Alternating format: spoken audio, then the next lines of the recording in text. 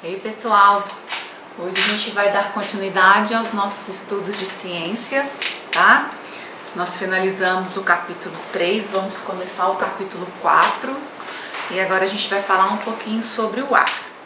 Então, logo lá na página 200 e 201, vocês vão ver que tem, né, um casal de paraquedistas aqui e ele vai nos trazer algumas informações, tá? Qual que é essa relação com o ar?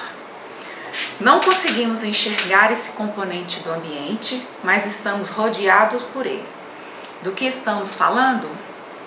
Do ar. É graças a ele que o ser humano pode realizar diferentes atividades e esportes e também obter o gás oxigênio de que necessita para respirar e sobreviver. Então, esse esporte que está sendo retratado aí é o paraquedismo em queda livre, tá?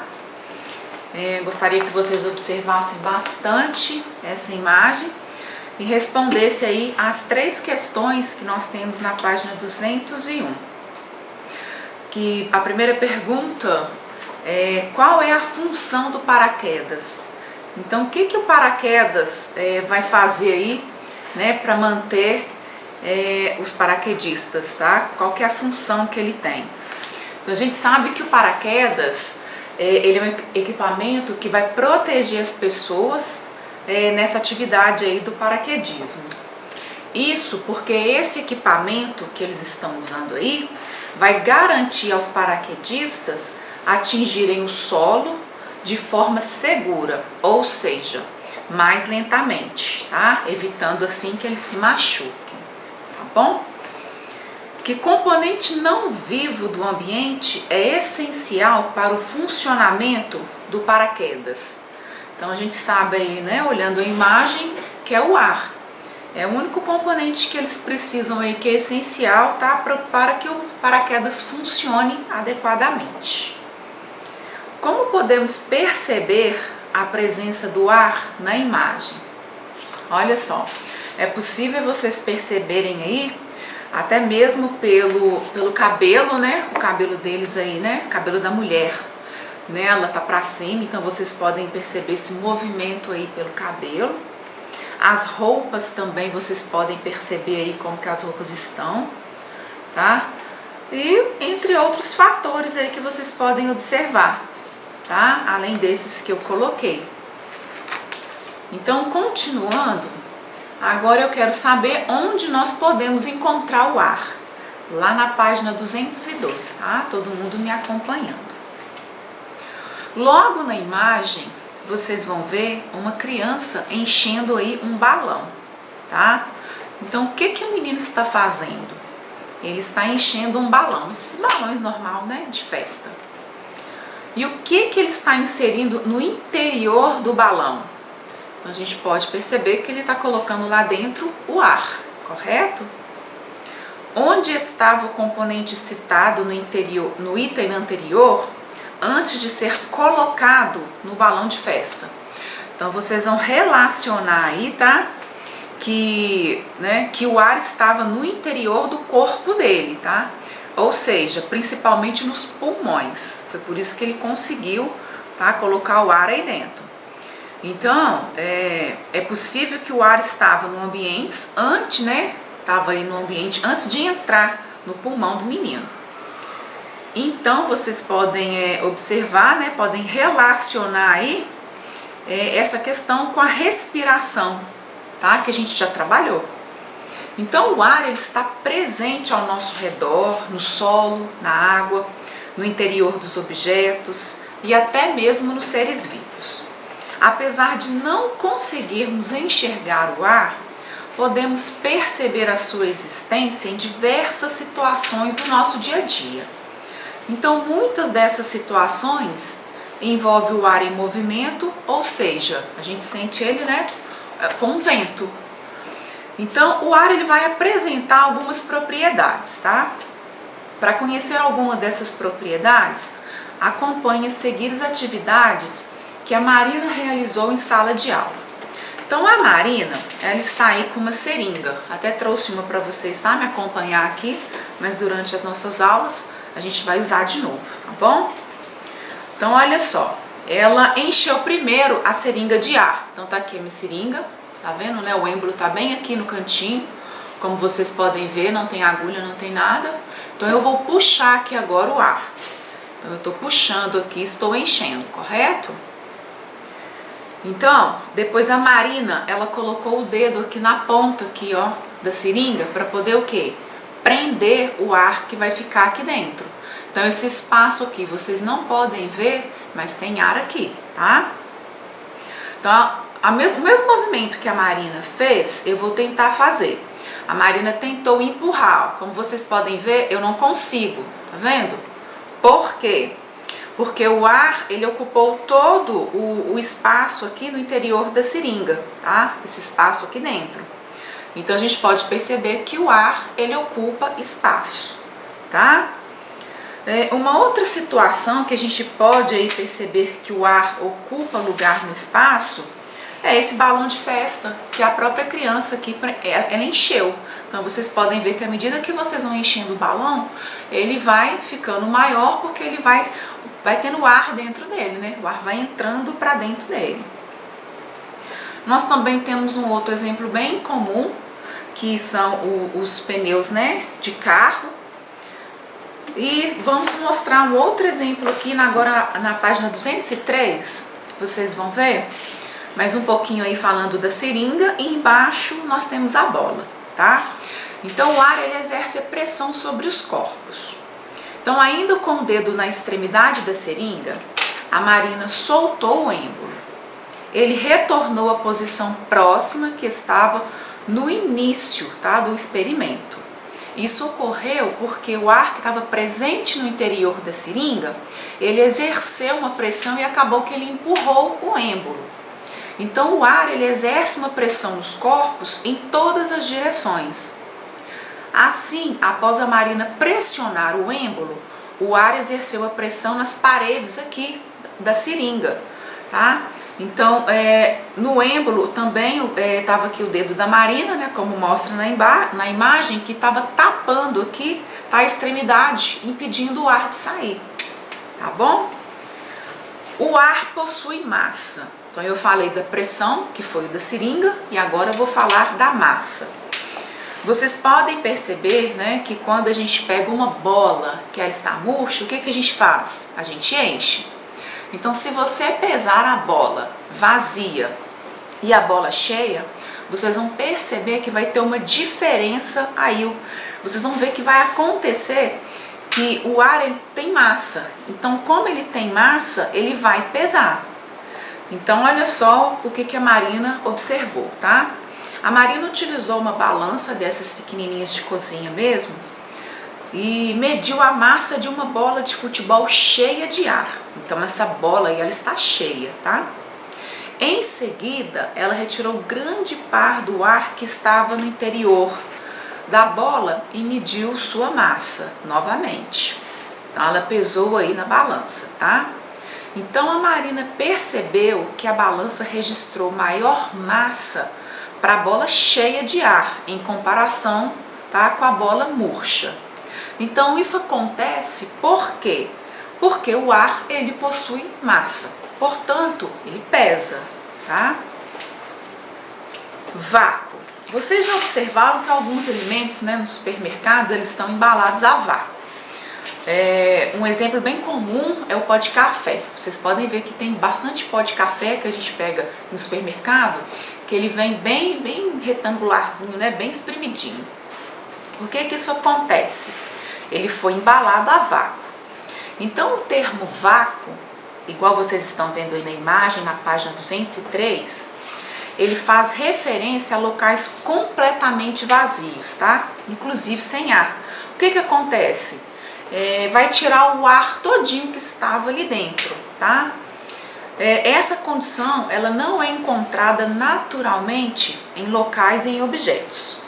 Então é comum a gente ouvir falar em alimentos embalados a vácuo.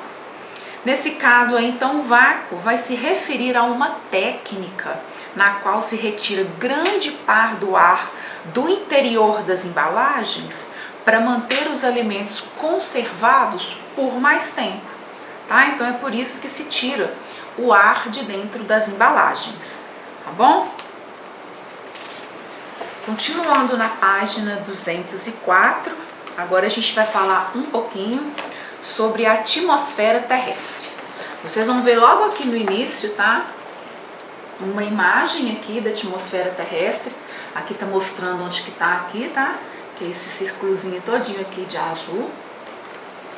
Aí vocês vão perceber, tá, que o ar ele forma uma camada da Terra que a gente chama de atmosfera terrestre. Do que vocês acham que é composta a atmosfera terrestre? Bom, a atmosfera terrestre ela é composta por gases, poeira, poluentes, entre outros componentes, tá bom? A gente tem essa representação da atmosfera, tá, ao redor do planeta. A atmosfera se estende da superfície terrestre até aproximadamente 1000 quilômetros acima dessa superfície. Por isso que destacou bastante aí para vocês observarem melhor, tá? De modo geral, a atmosfera terrestre, então ela é composta por gases, conforme eu falei, né? Poeira, pequenos seres vivos que não conseguimos enxergar a olho nu, além desses outros que eu citei, tá? O ar atmosférico ele é composto por uma mistura de vários gases. Mas quais são os gases que fazem parte dessa mistura? Então foi mostrado esse esqueminha aí. Nesse esquema vocês vão observar que a gente tem 100 partes aí. Tem 100 bolinhas, tá? Vocês vão ver aqui, ó, gases atmosféricos. Aqui ainda na página 204, tá bom? Então nós temos aqui os gases atmosféricos e temos aqui do lado a legenda como é que ficou essa representação. Então vocês vão ver que temos 100 bolinhas, tá? Representando aí uma porção do ar atmosférico. As bolinhas verdes, elas vão representar o gás nitrogênio, tá? Então nós temos aí das 100 partes, 78 bolinhas, tá? A gente fala que é 78%, está representando o gás nitrogênio. As bolinhas vermelhas está representando o gás oxigênio. São 21 bolinhas, tá bom? Representando o gás oxigênio. Então a gente tem aí 21%. Outros gases, como o gás carbônico, está representado apenas por uma bolinha, que é essa roxinha que vocês estão vendo aí. Tá? Ela representa apenas 1% de outros gases. Então essa representação aí, qual gás que ele é encontrado em maior proporção, em maior quantidade na atmosfera terrestre? Então a gente pode ver que são essas bolinhas verdes aqui que estão representando o gás nitrogênio, tá bom? Dando continuidade na página 205, nós vimos então a atmosfera terrestre. Agora a gente vai ver as camadas da atmosfera terrestre, tá? Então nós temos essa representação aqui na página 205, tá? Que vocês podem observar aqui a camada de ozônio, e aqui a gente tem outras camadas que eu vou falar agora um pouquinho, tá? À medida que nos deslocamos da superfície da Terra em direção ao espaço, podemos notar algumas características da atmosfera, tá? Que se alteram, tá? À medida que a gente vai observando, como a quantidade, a composição e a temperatura do ar. Então, por isso a atmosfera ela costuma ser dividida em camadas, que são essas aí. Bom, a nossa primeira camada é a troposfera, é essa aqui, ó, tá? Ela é a primeira camada. Então, é essa camada aqui, ó, logo após aqui embaixo. Aqui embaixo nós temos essa camada aqui de verde, representando aqui temos algumas construções. E aqui em cima é a primeira camada onde está o avião, é a troposfera. A camada da troposfera é a mais próxima da superfície terrestre. É onde vivem os seres vivos e onde encontramos o ar que nós respiramos, tá? Então, nessa camada ocorre a maioria dos fenômenos meteorológicos. Quais? Formação de nuvens, as chuvas, os ventos, os raios, e é onde os aviões comerciais também estão aí voando, tá? Os aviões, então, eles voam nessa camada, que é a da troposfera. A maior parte dos gases da atmosfera concentra-se nessa camada. Então, é a primeira camada. A nossa segunda camada é essa aqui, ó. Então, temos aqui o avião, aqui em cima é a camada de ozônio, tá? Aí a gente vai ter a nossa segunda camada, que é a estratosfera. Então, onde está escrito aí camada de ozônio, a gente tem a estratosfera, que é responsável por absorver parte dos raios solares que podem prejudicar os seres vivos, tá? Sem essa camada, por exemplo, vou dar aqui um exemplo para vocês, a gente teria mais câncer de pele. Então, essa camada, ela é essencial para a existência na vida da Terra, tá? E também para nos proteger, absorver um pouco dos raios solares, tá? Continuando, nessa camada aqui, ó, nós temos a mesosfera, tá? Na mesosfera, a temperatura do ar diminui conforme a altitude vai aumentando. Então, essa camada, ela é bem fria, tá? Nela, os meteoros se incendeiam ao entrar em contato com o ar. Agora, nessa camada aqui de cima, tá? Nós temos a quarta camada, que é a termosfera. Nessa camada, o ar é rarefeito e a sua temperatura pode atingir mais de 2.000 graus centígrados. Então, é na termosfera que se localizam alguns satélites artificiais que se movem ao redor da Terra. Por isso que vocês estão vendo aqui a imagem do satélite, tá bom? Aqui nessa camada também, a gente consegue obter os sinais de TV, tá? Do rádio. E essa camada, ela é mais quente. Na última camada, que é essa aqui agora que a gente vai falar, essa camada ela se chama exosfera. É a camada aí que é o limite superior da atmosfera terrestre, pois acima dela encontramos o espaço. Então a exosfera ela apresenta poucos gases e temperaturas muito baixas, tá? Então a gente falou agora um pouquinho das camadas da atmosfera, tá joia? Continuando, a gente vai falar um pouquinho da importância do ar para os seres vivos, tá? Então vocês podem observar aqui na página 206 essa representação de novo, aqui, tá? Do ar atmosférico, que ele é essencial, conforme a gente viu aqui na página, né, anterior. O ar atmosférico ele é essencial aos seres vivos, pois é deles que os animais e as plantas absorvem o gás oxigênio. Então é dessa camada de ar que as plantas absorvem o gás carbônico, que é utilizado para produzir o seu próprio alimento, no processo da fotossíntese, tá? Além disso, a atmosfera mantém a temperatura adequada para a existência de vida e protege os seres vivos do excesso de raios solares. Então a gente tem essa representação, esse esqueminha, ele vai começar aqui, ó, o número 1, tá? A gente tem aqui o Sol, tá? Então a gente tem aqui os raios solares e agora eu vou falar um pouquinho dessa camada protetora aqui, como é que funciona. Vocês então vão se lembrar que eu falei que a camada da atmosfera, né? Qual que é a camada da atmosfera que os seres humanos absorvem o gás oxigênio? É da troposfera, que é essa aqui.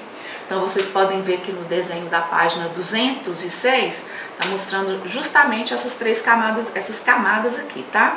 Da troposfera, que é essa segunda aqui, ó.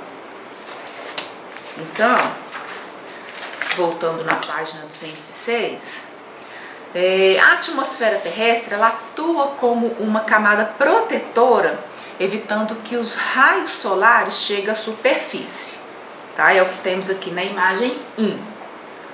Na imagem 2, que é essa aqui, vocês podem observar aí no livro de vocês, tá? Que os raios solares que atravessam a atmosfera, eles aquecem a superfície terrestre e o ar que está próximo a ela. Agora, lá no número 3, onde está essa seta aqui, ó, vocês podem observar que está batendo aqui o Sol.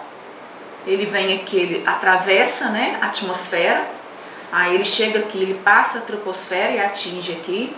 Ele vai subir aqui agora de novo, tá? Porque parte desse calor que atinge a superfície, ela vai se perder no espaço, enquanto a outra parte desse calor, ela é retida na Terra por meio do efeito de estufa natural. E na imagem aqui na 4, na seta que vocês estão vendo aqui, tá jogando para baixo de novo, vocês vão ver que esse efeito aí garante que a temperatura do planeta se mantenha adequada para a existência da vida, tá? O que seria esse efeito estufa? O efeito estufa, tá? Ele é um processo essencial para a manutenção da vida, da nossa vida na Terra. Então, a ausência do efeito estufa, as temperaturas elas não seriam adequadas para a gente e poderiam variar muito entre os dias e as noites, tá? Por exemplo, uma vez que os raios solares não seriam retidos aí, tá, no planeta. Então, por isso que é importante ter essas camadas aqui, tá, da troposfera, para poder reter um pouquinho aí, tá, dos raios solares, tá bom?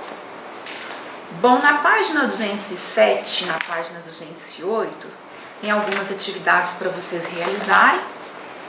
Vocês vão colocar aí, tá? Se é troposfera, se é oxigênio, respiração, completar aqui as lacunas. Então é só voltar no texto se tiver alguma dúvida, tá? Para vocês encontrar as respostas. No número 2, vocês vão traçar o caminho dos raios solares até a superfície terrestre, passando pelas palavras A, B e C. Então a gente vai falar aqui um pouquinho, né, do efeito estufa, que eu acabei de falar aqui na página 206. A gente vai falar também da questão da temperatura. Então vocês vão observar aqui, essa imagem, ela está um pouquinho mais reduzida para vocês observarem aqui esse impacto, o que foi que eu falei aqui na página 206, tá? Então tá tranquilo. E na página 208 a gente tem a continuação das atividades. Aqui no número 3 vocês vão me dizer qual que é a importância da camada de ozônio aí para os seres vivos. E depois vão eliminar algumas letras e ver qual que é o nome do gás que aparece aí que compõe essa camada. Na letra C vocês vão observar aí o buraco da camada de ozônio. Eu vou falar um pouquinho, tá, dessa camada de ozônio. Aí vocês vão observar a imagem e depois de observar as imagens vocês vão responder para mim aí. Como é que estava esse buraco no ano de 1979 e como é que está esse buraco aqui no ano de 2016, tá bom? Bom, a camada de ozônio, tá? Vocês podem até me acompanhar aí observando a imagem da página 208. A camada de ozônio é uma região da atmosfera terrestre que ela é muito rica em gás ozônio, tá? O buraco na camada de ozônio, ele foi causado principalmente pela ação de diversas substâncias que foram liberadas pela ação do ser humano na atmosfera terrestre, como alguns gases. Então a gente tem os CFCs, que são os clorofluorcarbonos, tá? Que são gases muito utilizados em refrigeradores, condicionador de ar, aerosóis, tá?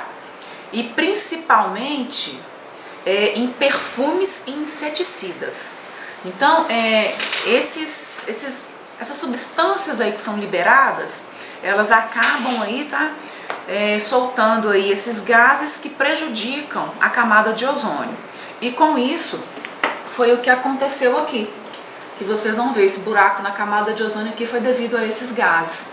Então, vocês vão ver que aqui ele estava, tá, bem pequeno, e à medida, né, com o passar dos anos, o buraco ele foi aumentando, tá?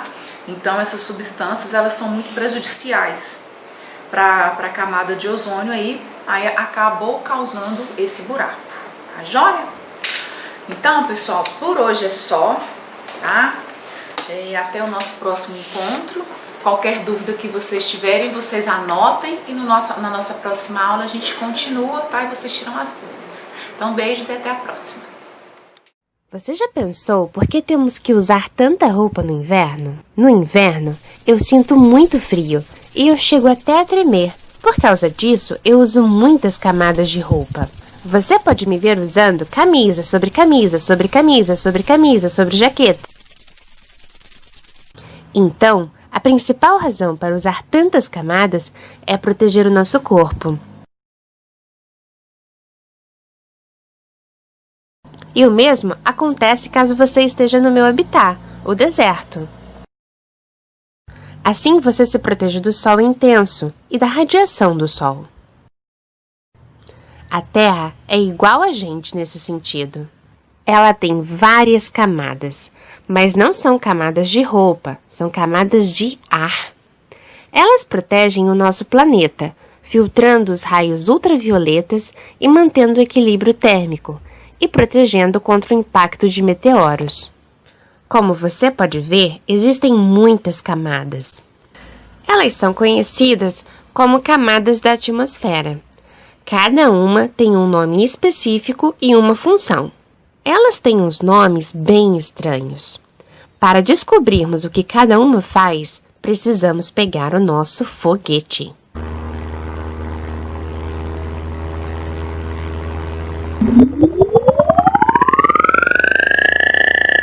A primeira camada é a troposfera, e ela está cheia de oxigênio, o que achamos no ar em que respiramos.